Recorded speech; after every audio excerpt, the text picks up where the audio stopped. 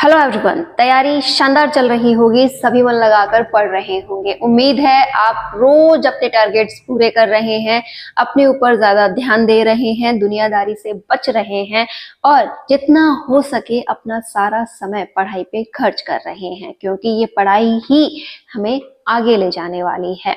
फिलहाल आज मैंने आपके लिए एक ऐसा टॉपिक सजेस्ट किया है जो शायद आपकी रिक्वायरमेंट है और आप उसके साथ आगे बढ़ते हुए तैयारी को अच्छा कर सकते हैं। वो पॉइंट है साइकोलॉजी को हम कैसे इजीनेस के साथ तैयार कर सकते हैं, कि जो हमारा सब्जेक्ट है साइकोलॉजी उसे हम कैसे इजी बनाएं, कैसे अपने स्तर पर उसे लेकर आए, कैसे उसकी थ्योरी को हम समझें, कैसे इंपॉर्टेंट पॉइंट्स को हम प्रायोरिटी दें, कौन से इंपॉर्टेंट पॉइंट्स हैं। हर एक बात को हम डीपली समझेंगे कि कैसे साइकोलॉजी को आखिर पढ़ा जाता है, कैसे उसे समझा जाता है। अगर आपको भी साइकोलॉजी में कोई प्रॉब्लम है तो ये वीडियो आपकी मदद करेगा। मैंने जिस तरीके से साइकोलॉजी को पढ़ा है, जैसे मुझे इसमें इंटरेस्ट आया है, आपको भी जरूर आने लगेगा। लेकिन उससे पहले एक इम्पॉर्टेंट जानकारी मैं आपके साथ शेयर कर दूं। टेक्स्ट बुक पर चल रही है उम्मीद की किरण सेल, और इस सेल का फायदा आज आप उठा सकते हैं। यहाँ पर टेक्स्ट बुक पास प्रो आपको मिलता है 351 रुपए में और yearly text book pass pro max मिलता है 439 रुपए में। आप अगर एक्स्ट्रा 12% डिस्काउंट चाहते हैं तो यूज कर सकते हैं AY12 कोड। और ये जो सेल है वो आज लास्ट है इसका, आप आज ही इसका फायदा लें। अगर आप टेस्ट सीरीज लेना चाहते हैं तो यहाँ से अपने लिए टेस्ट सीरीज परचेज कर लीजिएगा, लेकिन सुनिश्चित जरूर कर लें कि ये आपकी जो भी ग्रेड है, जिस भी किसी का एग्जाम आप दे रहे हैं उसका एग्जाम इसमें अवेलेबल है, उसके बाद इसे परचेज करें और यहाँ से टेस्ट देना स्टार्ट कर दें। तो ये सुनिश्चित जरूर कर लीजिएगा कि हमारे लिए कौन सी टेस्ट सीरीज इसमें डाली गई है, उसके बाद आप इसे जरूर परचेज करें। फिलहाल हम बात कर रहे थे कि कैसे हम हमारी तैयारी को अच्छा करें, कैसे इंपॉर्टेंट हिस्सा साइकोलॉजी जो कि first grade, second grade, third grade यानी कि हर किसी टीचिंग एग्जाम के लिए बेस्ट होता है। इसके बिना हम उम्मीद नहीं कर सकते कि अच्छा टेस्ट हम निकाल सकते हैं, अच्छा अपना एग्जाम निकाल सकते हैं। तो हमें साइकोलॉजी को प्रायोरिटी देनी होगी, साइकोलॉजी को अच्छे से पढ़ना होगा। आप सभी ने साइकोलॉजी का काफी हिस्सा पढ़ लिया है। साइकोलॉजी के कुछ ऐसे इंपॉर्टेंट हिस्से हैं जिनको भी हमें ध्यान से अगर समझ लिया जाए तो आगे की थ्योरी पढ़ना आसान हो जाता है। जैसे फर्स्ट ग्रेड के पहले ही टॉपिक की बात करूं तो शिक्षा मनोविज्ञान के नाम से एक टॉपिक है। यहाँ पर अगर हम देखते हैं तो शिक्षा और मनोविज्ञान दोनों शब्दों को जोड़ा गया है। शिक्षा यानी कि हमारी जो एजुकेशन सेक्टर है उसमें साइकोलॉजी का क्या यूज है, हमें इसके बारे में यहाँ पढ़ना है। कौन कौन से साइंटिस्ट ने इसके लिए क्या कहा है वो हमें जानना है, इसका पास्ट हमें जानना है और फ्यूचर हमें जानना है। लेकिन इन सब बातों का ज्ञान हमें एक बात पर ला करके सीमित करता है, वो है दो शब्द, एक स्टूडेंट और एक टीचर। जैसे आपको एक अध्यापक की तरह भी विचार करना है कि आप अगर एक अध्यापक होते तो कैसे आपकी मानसिकता होती, आप क्या क्या परिवर्तन चाहते, आप किस प्रकार से अपने स्टूडेंट्स के लिए बेस्ट करना चाहते। साथ ही आपको दूसरी मानसिकता भी रखनी है कि एज ए स्टूडेंट आपकी मानसिकता क्या होती और आप एक अध्यापक में क्या क्या गुण चाहते हैं। दोनों बातों पर आपको विचार करना होगा। एक पिक्चर मैं आपके सामने रखती हूँ कि आपको हमेशा विचार करना चाहिए कि आपके सामने एक गवर्नमेंट स्कूल है, स्कूल के सारे फीचर्स आपको दिखाई दे रहे हैं। जैसे दरवाजा है, मेन गेट से आपको एंट्री लेनी है, सामने स्कूल का पूरा ग्राउंड आपको दिख रहा है, पूरी क्लासेस वगैरह, प्रिंसिपल रूम, जो भी लेट बाथ वगैरह बने हुए हैं, इधर आपके प्लेग्राउंड बना हुआ है, पानी की उचित व्यवस्था है। मतलब पूरी एक स्कूल की पिक्चर मैंने आपके सामने रखी है जो कि आपको दिखाई दे गई होगी, दे गई ना, दिख गई। तो यही साइकोलॉजी है। साइकोलॉजी में हर कुछ पिक्चराइज है, आप उसे पिक्चर के रूप में देखिए। स्कूल दिख गया, अब आप उसमें एज ए अध्यापक जा रहे हैं, वहां पे बहुत से स्टूडेंट्स जो हैं वो आपको दिखाई दे रहे हैं, आपको उनकी क्लासेस लेनी है। तो ये सपना है, इसे पूरा जरूर आप कीजिएगा कि हाँ मुझे गवर्नमेंट जॉब मिल गई है। फिलहाल इसका यूज क्या है वो देखते हैं। अब जब आप एज ए अध्यापक वहां गए हैं, आप क्या क्या क्वालिटीज चाहते हैं? स्कूल में उचित व्यवस्था चाहते हैं, दूसरा अपने स्टूडेंट्स को आप बेस्ट नॉलेज देना चाहते हैं, आप चाहते हैं कि उनमें कई ऐसे परिवर्तन हैं जो आप करें, जैसे उन्हें प्रैक्टिकल के माध्यम से समझाएं, उनके स्तर पर आकर समझाएं, बच्चे आपसे डरे नहीं, आपसे खुलकर बात करें, अपनी प्रॉब्लम्स रखें। आप एक ऐसे अध्यापक बनना चाहते हैं। इसी के साथ साथ अब अगर आप एक स्टूडेंट के रूप में वहां जाते हैं, तो एक स्टूडेंट के मन की भी सोचिए कि हाँ, उसे अच्छा माहौल चाहिए जो मैंने दिया है।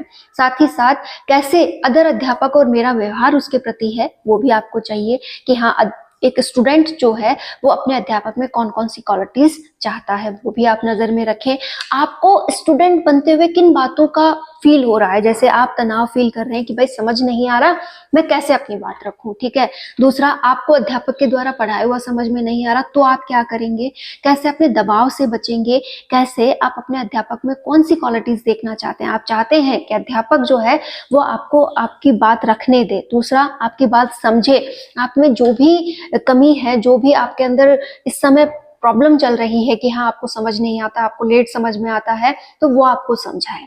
तो कुल मिलाकर दोनों पर्सनैलिटीज आप खुद हैं, दोनों को विचारों को ध्यान में रखकर आपको यहाँ पर पढ़ाई करनी होगी। तो ये तो हो गई हमारी वो पिक्चर जिससे कि हम साइकोलॉजी को पढ़ना आसान कर सकते हैं। साथ में आप इसी थ्योरी से एजुकेशन मैनेजमेंट को भी पढ़ सकते हैं, क्योंकि एजुकेशन मैनेजमेंट में भी हमें स्कूल को मैनेज करना है, अध्यापक को मैनेज करना है, स्टूडेंट को मैनेज करना है, साथ में कौन कौन सी नीतियां आप लगाते हैं वो सारी लगानी है कि ये शिक्षा विधि है, ये शिक्षण विधि है, ये इस पे अप्लाई होती है, वो सारी बातें इससे समझ में आ जाएगी। एक पिक्चर आपको 2 सब्जेक्ट क्लियर कर रही है। इसी के साथ साथ अध्यापक की कौन सी क्वालिटीज आपकी हैं वो भी आपको मैंने यहाँ पे क्लियर कर दी, तो वो एजुकेशन मैनेजमेंट का हिस्सा है। और एक स्टूडेंट में क्या होना चाहिए वो भी आपको यहाँ समझ में आएगा। प्रिंसिपल की क्वालिटीज, मापन एंड मूल्यांकन, एनसीएफ 2005, ये पूरी बातें आपको वहीं पे क्लियर हो जाएगी। राष्ट्रीय शिक्षा नीति 2020 जो है वो भी वहां पे अप्लाई हो रही है। आरटी 2009 वाला पूरा जो कि साइकोलॉजी का हिस्सा है वो भी उसी से सॉल्व हो रहा है। एक पिक्चर मात्र, आपकी सोच मात्र आपको कितना समझा देगी, आप एक बार इस बात को सोचिएगा। जो मैं बातें आपसे कह रही हूँ ये रियल में आपको साइकोलॉजी और एजुकेशन मैनेजमेंट पढ़वा देगी। एक अध्यापक पूरी तरह से आपके समझ में आ गया तो आप एक अच्छे अध्यापक तो बनेंगे ही, यहाँ इन दोनों सब्जेक्ट को भी क्लियर कर जाएंगे कि आरटीई 2009 जब मैं पढ़ूं तो उसमें जितनी धाराएं हैं, जितने अध्याय हैं, वो सभी मुझे इस प्रकार समझने हैं जैसे कि मैं एक स्टूडेंट हूँ। जैसे स्थानांतरण करवाना है भाई, तो मैं एक स्टूडेंट हूँ, मेरे माता पिता मुझे आज स्थानांतरण करवाने आए हैं, ये कौन सी धारा का हिस्सा है, क्लियर हो गया। मेरी कौन सी आरटी जो चल रहा है उसके अकॉर्डिंग मुझे कौन सी सीट मिलने वाली है, 25% वाला जो डिस्काउंट है वो कहाँ मिलता है। साथ ही साथ बहुत सी ऐसी धाराएं हैं कि कौन सी में अनुसूचित जाति वगैरह के बारे में बात की गई है वो आपको पता होना चाहिए। कब आप अपनी बात कहाँ कैसे रखते हैं वो सभी आपको पता होनी चाहिए। तो कुल मिलाकर आप हर एक बात का जवाब अपनी सोच में वहां डेवलप कर लेंगे। जब तक आप थ्योरी को थ्योरी बनाकर पढ़ते हैं तब तक ही वो बोझिल लगती है। अब मैं इंपॉर्टेंट टॉपिक्स की बात कर लूं जिन्हें भी आप इसी थ्योरी से समझ सकते हैं। सबसे पहला इंपॉर्टेंट टॉपिक है बाल विकास। बाल विकास आपने कई बार पढ़ा है, आपको लगता है बहुत सारी थ्योरी है, बहुत परेशान कर रही है। देखिए, इसमें कुछ नहीं करना, आपको हर एक कैटेगरी के बच्चों को ध्यान में रखना है, या फिर आप खुद को ही एग्जाम्पल मान लीजिए। जैसे आप बहुत छोटे बच्चे हैं, शिशु अवस्था में है, तो कैसी कैसी क्वालिटीज छोटे बच्चों में होती है। अगर आप किसी आसपास छोटे बच्चे को भी अगर देखेंगे तो आपको सारी बातें समझ में आ जाएंगी, कब किस उम्र में कौन कौन से गुण डेवलप होते हैं। विकास की अवस्थाएं आपको समझ में आ जाएंगी, ठीक है। विकास की विशेषताएं आपको समझ में आ जाएगी, वृद्धि क्या है और विकास क्या है ये आपको समझ में आ जाएगा। और साथ ही साथ अगर आप आगे बढ़ते हैं तो बाल विकास, बाल विकास कैसे होता है। जैसे बालक के बारे में आपको जानकारी हो कि हाँ, बालक जो होते हैं वो मंडली बनाकर खेल रहे हैं, उनमें नेता बनने की चाह होती है, हम लोग भी खेलते थे, एक बार रिवाइज करके देख लीजिए, ठीक है। जो भी जितना भी आप अपनी जिंदगी को रिवाइज करेंगे ना वो सारी यहाँ पे आपकी यूज आ जाएगी। सबसे इंपॉर्टेंट हिस्से पर आ जाते हैं first grade and second grade के। किशोर अवस्था मेन इंपॉर्टेंट टॉपिक होता है।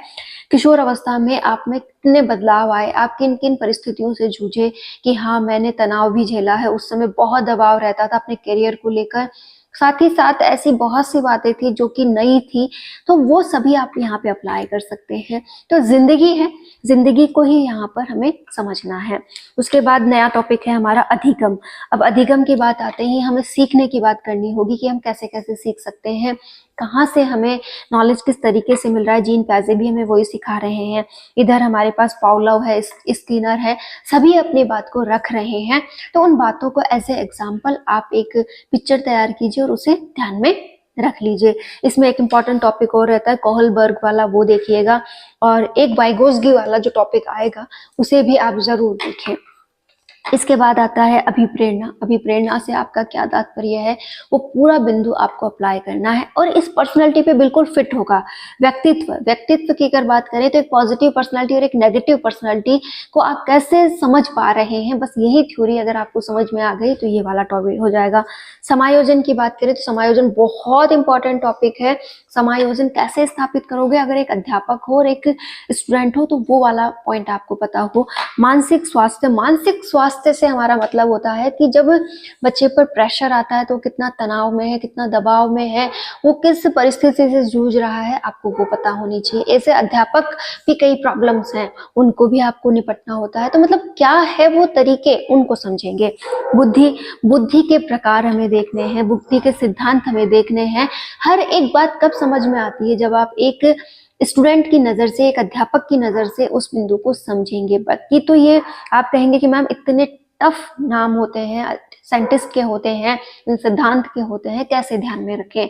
इनका सीधा सा मैंने आपको कह रखा है, टॉपिक पढ़ो, टॉपिक में जो भी इंपॉर्टेंट नाम है, उनके जो भी इंपॉर्टेंट शब्द हैं लिखते चलो, और बार बार जब आप उन्हें नाम में लोगे कि हाँ स्टैनले होल का नाम मैंने लिया, पावलोव का लिया, स्किनर का लिया, कोहलबर्ग का लिया, तो ये नाम बार बार लेने से आपको सब थ्योरी समझ में आएगी कि स्किनर की थ्योरी क्या थी भाई, उसको आप समझे। स्किनर पे कई बार क्वेश्चंस पूछे गए हैं, तो जितना ज्यादा नाम, जितना ज्यादा उसका रिवाइजेशन होगा, उतना ही ज्यादा उस पे क्वेश्चंस आपको क्लियर होते जाएंगे।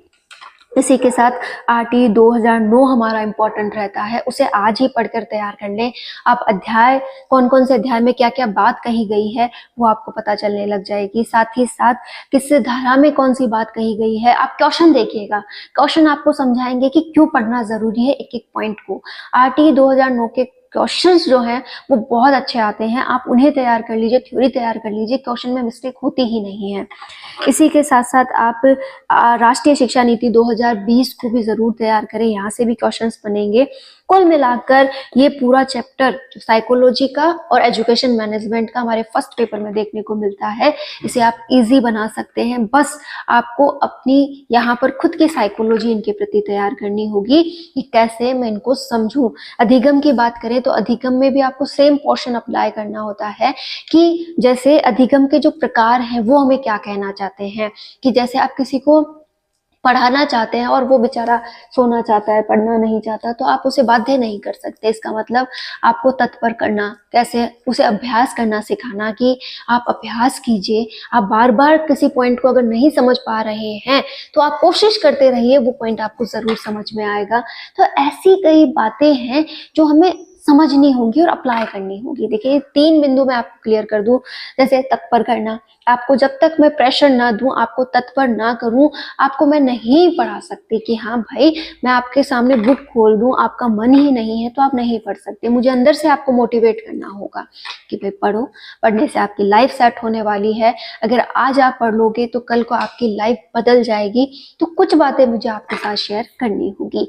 इसी के साथ साथ अगर मैं आपसे कहूँ कि अभ्यास करो, अभ्यास करने से, जब भी आपने मुझे कहा कि ये नाम हमें याद ही नहीं होते हैं, इतनी सारी डेफिनेशंस हमें याद नहीं होती हैं, तो इनका अभ्यास जरूरी है और इन्हें शॉर्ट बनाना जरूरी है। इसी तरीके से आप साइकोलॉजी को इजी बना सकते हैं। साइकोलॉजी अपने आप में बहुत शानदार सब्जेक्ट है, मेरा ये फील्ड नहीं था, लेकिन मुझे इसमें इतना इंटरेस्ट आया है कि मैंने इसकी कई बुक्स पढ़ी हैं, साथ में कोशिश करती रहती हूँ कि कुछ नया जानने को मिलता रहे। तो अपने आप में अगर आप किसी भी सब्जेक्ट को पसंद करते हैं, उस पर काम करते हैं, तो वो अपना तैयार हो जाता है। जरूरी नहीं कि आपने उसमें मास्टरी की है या नहीं की है, बस अगर शौक है, समझ में आ रहा है, तो वो आपके लिए बेस्ट है। उम्मीद है आज आपको ये बातें समझ आई होंगी, आप साइकोलॉजी को बहुत अच्छा पढ़ेंगे और इसे अप्लाई करके पढ़िए। अप्लाई करने से साइकोलॉजी इजी हो जाता है। All the best.